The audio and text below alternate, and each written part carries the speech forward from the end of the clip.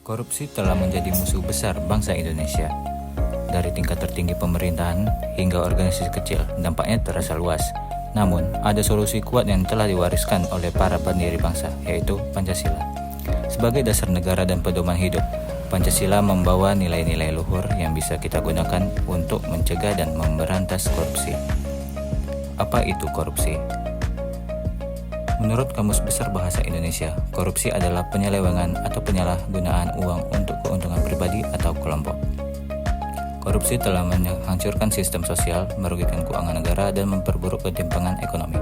Dampaknya, dana publik yang seharusnya digunakan untuk program pengentasan kemiskinan justru disalahgunakan.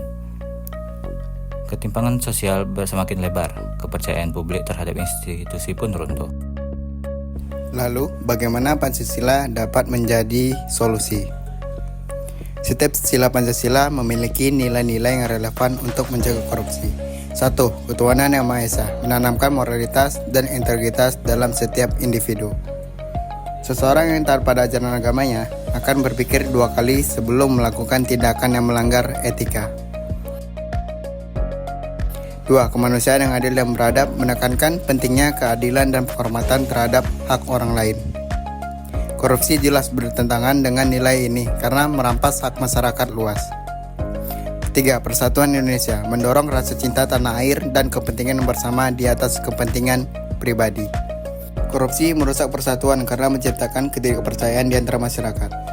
4. Kerakyatan yang dipimpin oleh hikmat kebijaksanaan, mengajak pengambilan keputusan yang transparan dan adil melalui musyawarah. Ini penting mencegah manipulasi kekuasaan.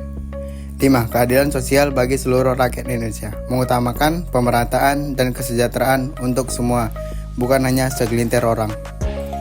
Meskipun Pancasila menawarkan solusi, penerapannya di organisasi menghadapi banyak tantangan. Yang pertama, pemahaman yang dangkal terhadap nilai-nilai Pancasila. Yang kedua, budaya kerja yang permisif terhadap korupsi, bahkan menganggapnya sebagai hal biasa. Yang ketiga, lemahnya penegakan hukum dan pengawasan internal.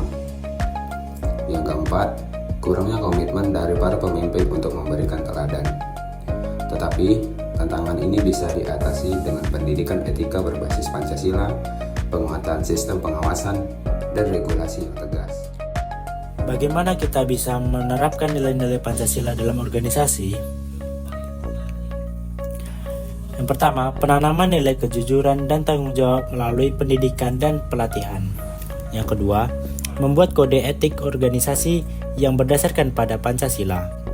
Ketiga, melibatkan seluruh anggota organisasi dalam pengambilan keputusan yang adil dan transparan. Keempat, meningkatkan partisipasi publik untuk mengawasi pelaksanaan kebijakan. Langkah-langkah ini membutuhkan komitmen bersama terutama dari para pemimpin untuk menciptakan budaya organisasi yang bebas korupsi. Pancasila bukan hanya ideologi, tetapi juga panduan moral dan etika. Dengan menerapkannya, kita bisa melawan korupsi dan membangun organisasi yang transparan, adil, dan berintegritas. Semua dimulai dari langkah kecil, memahami, mengamalkan, dan menyebarkan nilai-nilai Pancasila. Mulailah dari diri kita, untuk Indonesia yang lebih baik. Bersama, kita bisa. Karena perubahan besar selalu dimulai dari langkah kecil. Pancasila adalah fondasi kita. Mari kita jadikan pedoman untuk masa depan yang lebih cerah.